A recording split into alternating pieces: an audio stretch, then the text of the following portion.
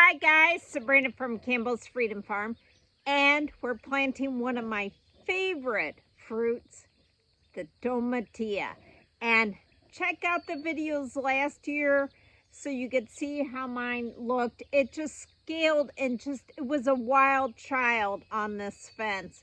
And the tomatilla sauce verde was one of the best. I mean, it just produced so well. So check out those recipes and stuff.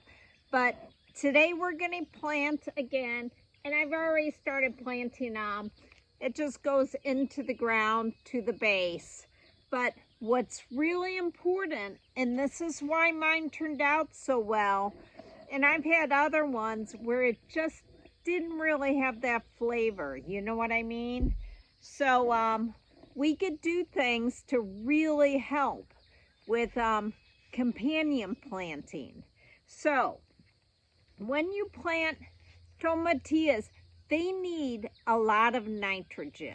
I mean, and you could feed it all the time, or you could plant such as beans. That's right, beans fix the nitrogen in the soil, or peas.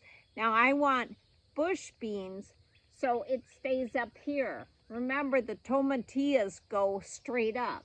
So instead of spending all that money on fertilizers, get some beans and you could use them in all the dishes. Now, other issues that tomatillas have are the nematodes, and I always say that wrong.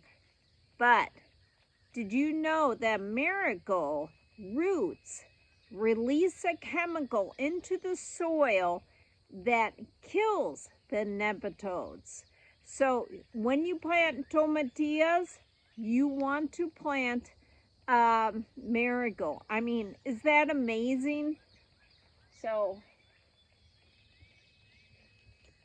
and I try to put those against the fence. Huggy Bear's like, let me in. Okay. Also, the marigolds bring in the parasitic wasp, and you want those. Huggy, no, no. So, the other thing you could do to really bring a great flavor and quality tomatilla that's not struggling is to plant borage. Now, deer hate the borage because of the leaves, the feeling. I mean, deer will eat anything if they're hungry, but they would prefer not to eat this. But what else is great is the hornworms. And I should attach a picture of those. My grandson loves picking those up and he thinks they're the coolest looking things. They're master of disguise is what I call them. So this borage plant, which is very tasty and old-fashioned vegetable, really, and the flowers are just beautiful and bring in the pollinators, that's going to go on the other side.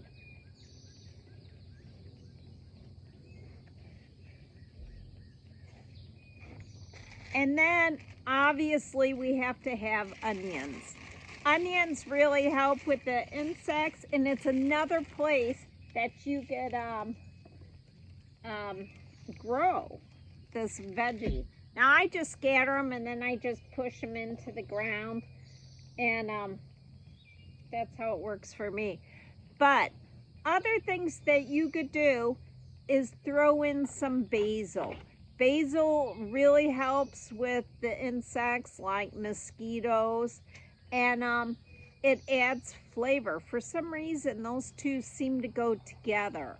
But this is a quick video on how to plant your tomatillas and what to plant with them.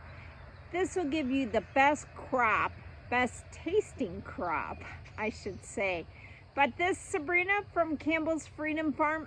And you know, this year everybody should send in their recipes for the tomatillos. I mean, there's great things that you could do with them. Have a great day, and please help our channel by subscribing and hit thumbs up. They count those. Have a great day.